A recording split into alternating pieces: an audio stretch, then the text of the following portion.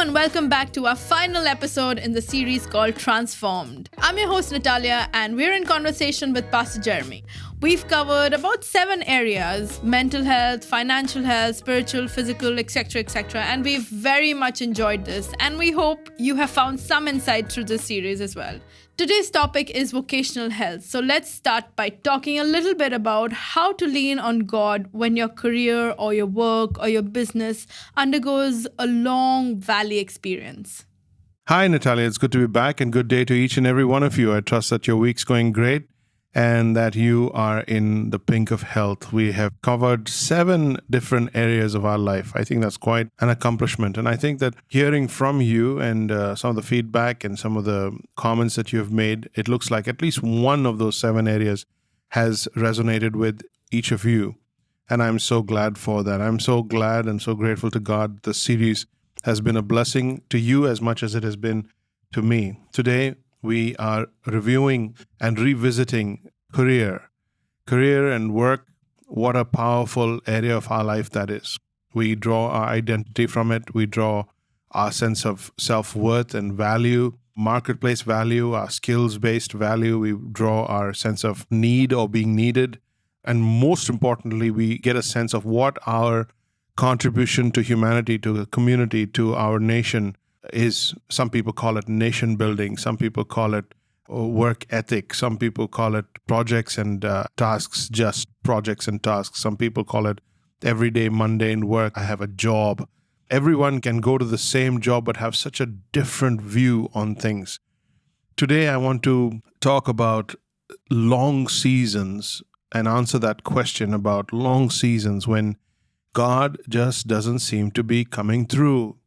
How do you pray during times like that? How do you think about the promises of God? What is your perspective? Because when you're waiting, when you're in the waiting room, God's waiting room of life, when you're in God's waiting room of career, you're trying your best, you're working hard, you're trusting, you're yearning, you're praying. You've asked people to pray for you, and you're looking for a breakthrough, you're looking for provision. I've seen this not too long ago in my own family, and where we've seen some very stark situations and almost moments where you just want to give up, where you want to question, whether you're on the right track at all. And it isn't just about career anymore. It affects every area of your life, doesn't it? It touches on your personal walk with God. That's the first thing to take a hit. It touches on your personal sense of happiness and contentment. You can't get through a day. You can't entertain yourself. You can't give yourself to another cause while this big thing is happening, while you're in God's waiting room. How do you work through that? How do you think? How do you maintain your faith? That's a tough question. And I will not say that there is an easy answer or there's one answer to everyone. But you're going to have to find your answer in this truth. And the fact is that there are times that God guides you. Your word is a lamp unto my feet, a light unto my path. There is a time when God guides you. I will be your shield and protector by the way. I will go ahead of you. I will walk ahead of you. I will lead you into truth. I will show you the way. In the day that you reach the high place of a crossroads, you will hear a voice, go this way or go that way, quoting Isaiah. There are so many different promises that God has in guiding us along the way. But there is another season, there is another experience of the goodness of God, and that is there are seasons when God carries you.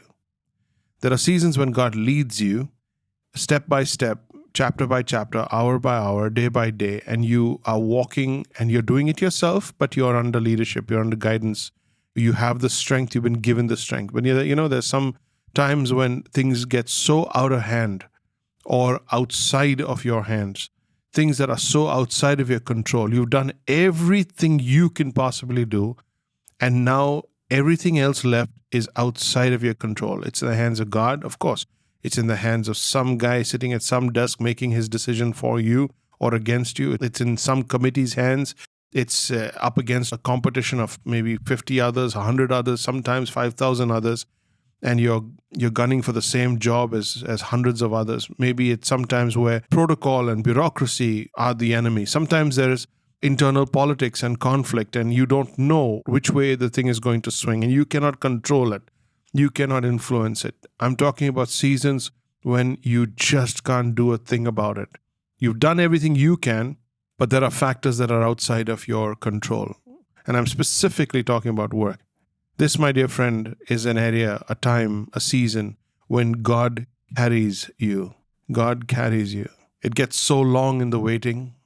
Days pass, weeks pass. You start asking weird questions. You start asking, whether you should even quit or try something else. This is a specific situation I'm talking about where work is not working out and you've taken chances, you've taken risks, resources are depleting. How do you deal with that? You know your faith is the most important thing. You know your faith is what is going to carry you through. But sometimes when your faith can't carry you, God Himself carries you. He picks you up and He carries you through that time. And the faith to free fall into the hands of God in seasons like this come from a clear understanding that God never leaves you and He never forsakes you. Never. He never leaves you and He never forsakes you. He will not leave you as orphans. He will come to you. He will make a way. No situation, be it a desert, be it the wilderness, is too much for God to turn into a garden, into a fruitful land, into streams in the desert, as He talks about in the Psalms. I know this hurts, and I know these are really difficult times. And in that moment, nobody's words make sense. Nobody's words are helpful. Nobody's words are productive. You're really on your own. And those are times when fellowship isn't necessarily what you need. Quietness and isolation is what you need. And you need to come away with God and allow God to carry you through that.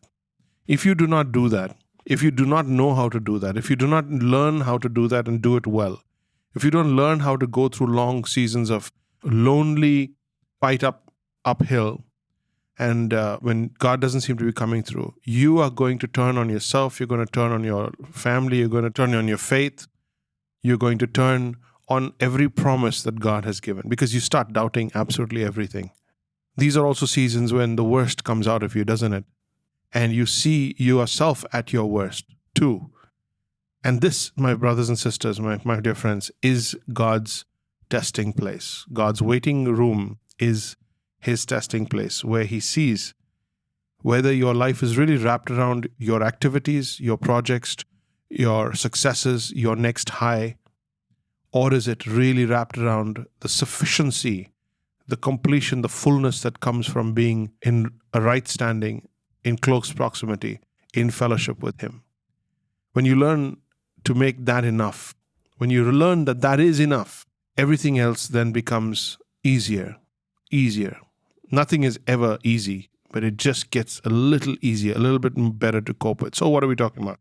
We're saying that there are two seasons. There are seasons when God leads and guides you, and that's great because it's step of the way. He's taking you to the next level. He's promising, He's coming through, and you'll see this quick response timing with God. And then there's times when God just goes silent and He's waiting, but He has not changed His promise. He has only changed His position.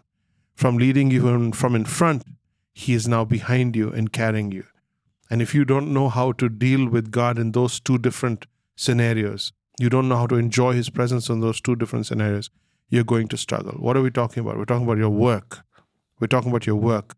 So this is where we need to go back to the promise that God is our shepherd and provider.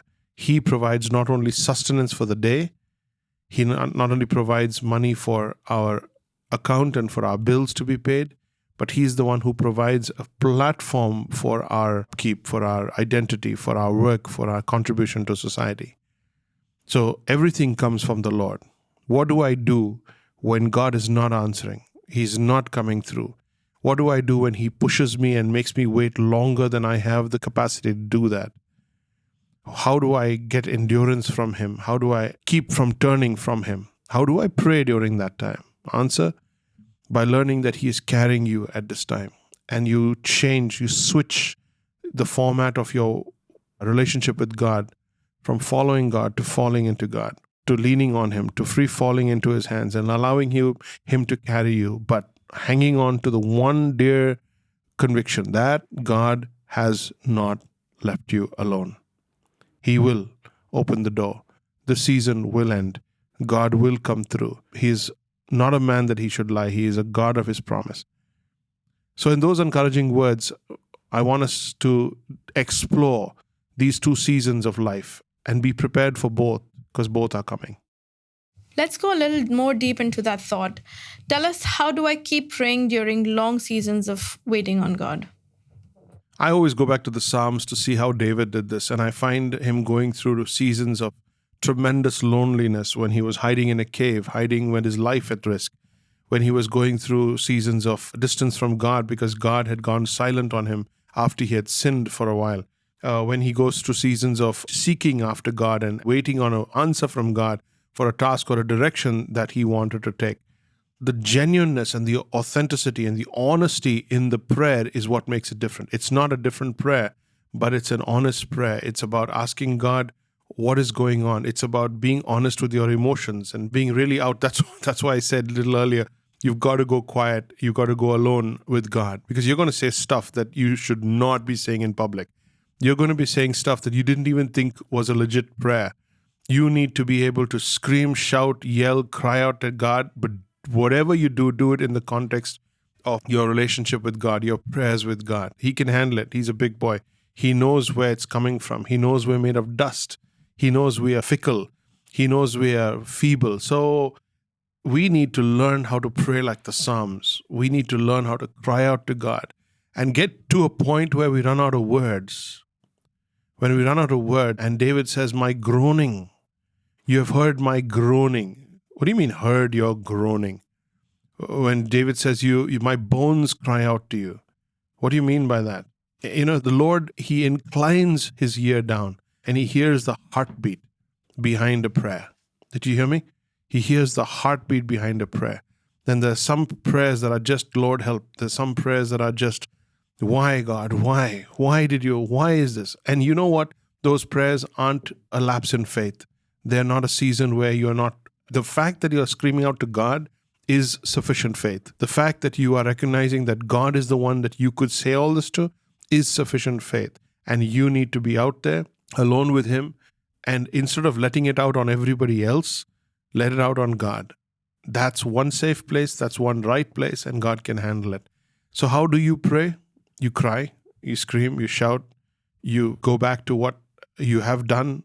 Remember the things that you have done, what you have accomplished. Tell God that. David goes on and on about how I've done this, I've done that. Don't you remember how I served? Don't you remember how I was faithful? Don't you remember my long days of seeking after you? So why have you left me alone? Why have you forsaken me? Why is this taking so long? Has your hand been shortened to save me? Psalm after psalm, verse after verse, he just goes at it with God, and he's like, when are you going to come in? And when are you going to, have you forgotten? And God can handle those, but say it to God. And be honest. Those are not the times. I find some believers, some being so pious and sanctimonious in their prayers, when their heart is breaking and aching and in tears, they are still trying to going King James on God. And I just feel there's a lack of authenticity and openness there, because you're not even being real with yourself, let alone being real with God. Prayer isn't about the words you say. It's about a heart that yearns to communicate and touch the hem of His garment, touch God, where He's allowed you into His spirit, into His manifold wisdom. Is He going to give you answers? Never. God never gives answers when you're crying, when you're screaming, when you're shouting, when you're angry, when you're hurting. God never gives answers. He gives His presence. And His presence is what begins to make sense of the situation. If not anything, what I just said, it carries you. His presence is what carries you, not answers, but His presence. And when the light comes through, the doors open, that email comes, that phone call comes, don't forget Him. Don't forget that the blessing you have today, which you're bored with, was once upon a time a huge answer to prayer. That is so reassuring. And with that thought, we'll end today's podcast. Thank you so much for tuning in. Don't forget to partner with us by sharing this with some people, and we will see you in the next podcast.